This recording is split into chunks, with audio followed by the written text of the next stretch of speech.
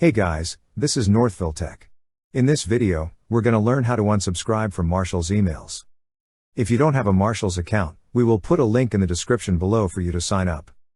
But if you already have an account, just open the website, then click on My Account. Now, sign in with your email address and password. Once you're signed in, you will see several tabs. Click on the tab that says Email Preferences. On this page, you will see information about your email preferences. To proceed, click on Click Here. To unsubscribe, enter your email on the field provided.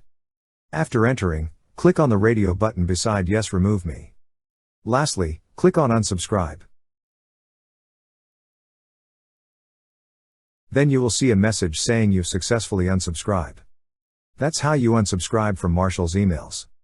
Thank you so much guys for watching, and if you have not yet subscribed to our YouTube channel, please subscribe to our YouTube channel as we create tech videos almost every day.